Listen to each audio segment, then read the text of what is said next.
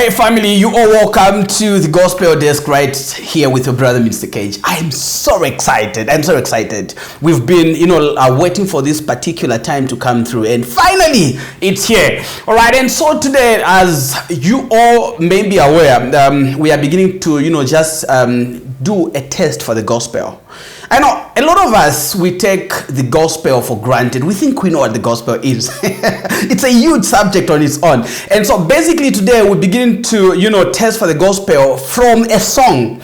And we were talking in the background that we need to begin to react to videos as well, but today we're giving you the audio. And this particular song is basically coming to one of the biggest gospel bands or groups here in Zambia. What I love about this group is that it's a family. There are very few families that can stand in ministry together like for so many years. They've blessed this nation, the Christian community, for a long time, and these are no other than the Peace Preachers. They're known for danceable songs, of course, praise songs, and I'm bringing to you today a song entitled SUMINA MULI YESU. What that means, our international viewers, is basically that believing in Jesus Christ, but going forward it means is the end of troubles, issues, and things like that. And so here's the song. I want you to listen to the song, then we'll begin to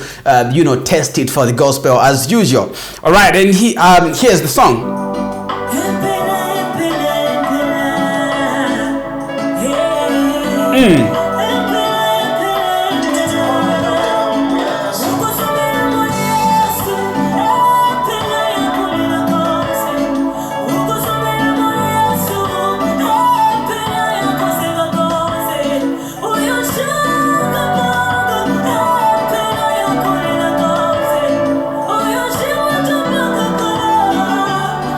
Okay, now here's the thing. The person on this particular line is Sister Martha. I think she's the eldest of the family. All right, I think she should be the second or third. I remember the last time that I was interviewing them, I think they told me she should be the third one. Now here's the thing. Already she's talking about believing in Jesus Christ is basically the end of all troubles. Now I find that to be too general. Now when you speak of troubles, what are you talking about? Is it really true? All right, we begin to test the waters. Is it really true that once you become a Christian, then no more issues, no more troubles? All right, okay, let's continue. Let's continue listening.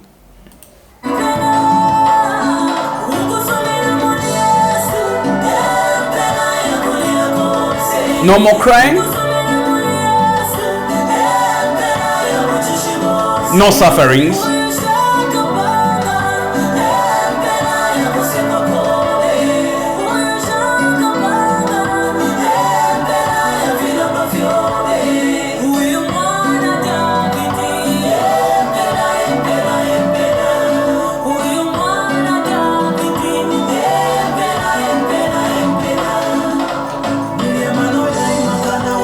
So as usual, this is, I think, the chorus. And so the chorus, what we're saying is that when Jesus came, he did not promise us a safe journey. That's Christianity. Take it from me. He didn't promise us a safe journey.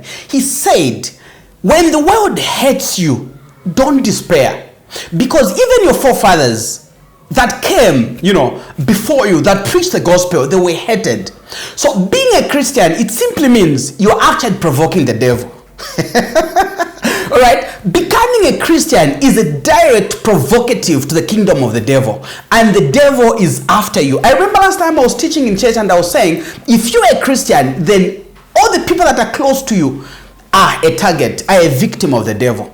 So when you are a pastor or when you're a Christian, remember that the devil will begin to fight your finances. He will begin to fight your marriage. He will begin to fight all of these other things. So there is no assurance that becoming a Christian, it's having a free, a problem-free kind of life. Now let's listen to the first verse.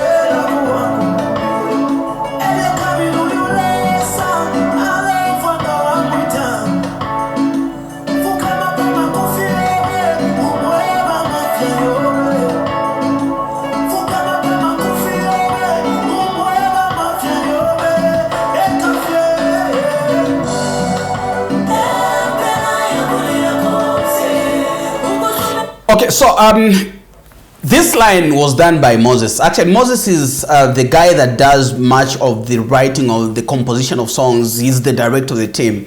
And he's a twin, of course, a twin with a sister called Sarai rather. And now what he's telling us is that, be on your knees. Once you call on Jesus Christ, he will come through. That is very true. When you call on Jesus, he comes. Now listen, as a Christian, you don't call on Jesus for him to come through. Hey, you heard me right.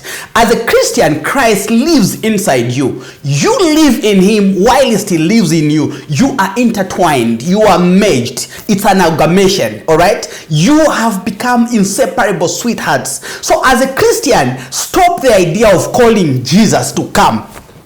I know there's this tendency in churches where people would go, okay, let's now call on the presence of Jesus Christ. We are now in the presence of God. Where are you from? A Christian is always in the presence of God. A Christian is always with Christ. He said, I will never leave nor forsake you. You can't call somebody that is always with you. He's always with you. So just tell him what your issues are. All right. And so this is what I had to say about Moses' line. I love the rhythm, the tempo, and everything. But remember, we're here to test for the content, the gospel.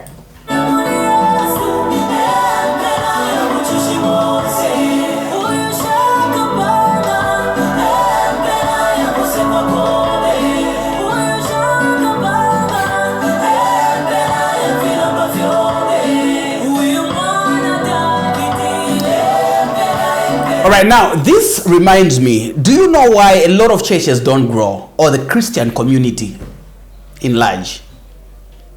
Why don't we see it like growing? The reason is simple. A lot of men of God are labeled as liars by members of the church. Why and how? When you go to preach, to evangelize, you're preaching the gospel. Don't tell people that when you come to Christ, you'll never be sick.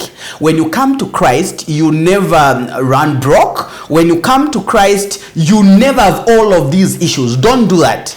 What happens is that the moment you go with that kind of the message as the gospel, and then the obvious or the opposite is what happens in the lives of the people that you evangelize to, they will question your integrity. You will be lacking integrity. And they'll say the man of God is a liar. This is exactly what happens even when people give. They'll say, give, give, and then you shall have double or tripled and things like that. What happens is that when these people give and they're not seeing in return what you professed as a man of God, they will question your integrity. And they will eventually and ultimately question, rather doubt as to whether God is a genuine God. So don't preach the message of, enticing people. Tell them the gospel as it is, as radical as it is. You tell them, Jesus did not come to save you from poverty. He came to save you from your sins. I just hit the nail on its head. Let's go on.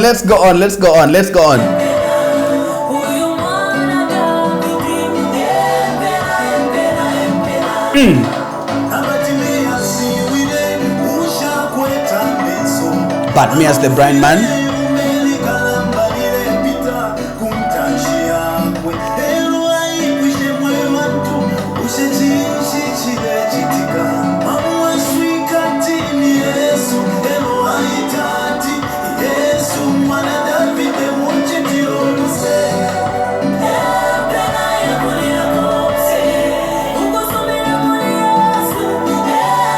That was Rabbi. I don't have much to say about his line because it's just basically, quoting, reciting the story from the Bible, the story about Bartimaeus and things like that. Okay?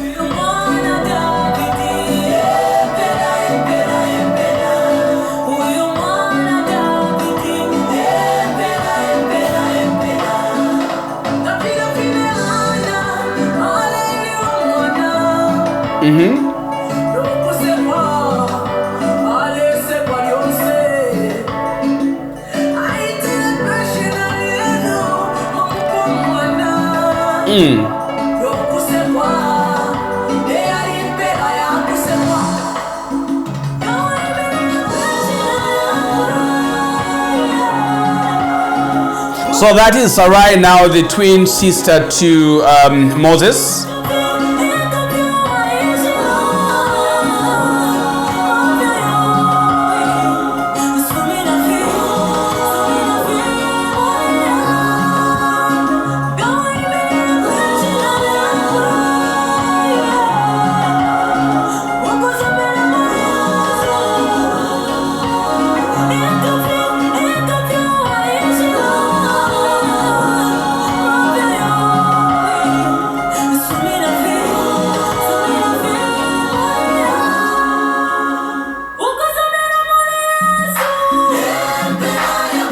I love that, I love that, I love that.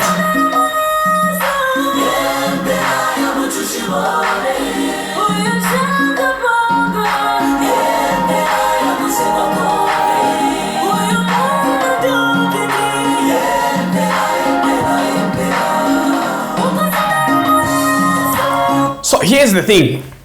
If you check the history of the Bible, you realize that a lot of men of God from the Bible, recorded in the Bible, none of them were like so affluent in terms of being wealth.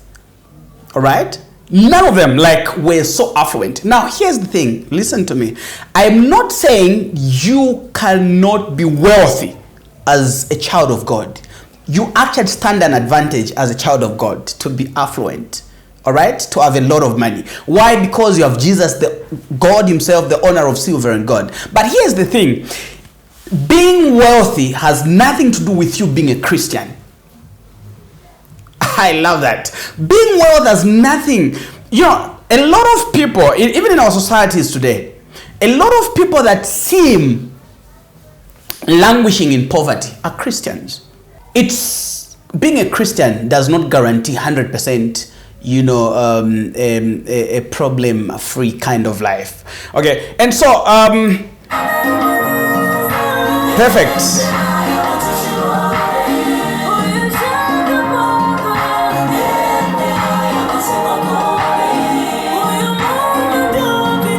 So, in essence, the song is coming to an end. I think there's no verse remaining. We're done with it. And so, ladies and gentlemen, this is what we'll be doing every time that we come here. And so, and let me just close it down, then give you my closing remarks. All right?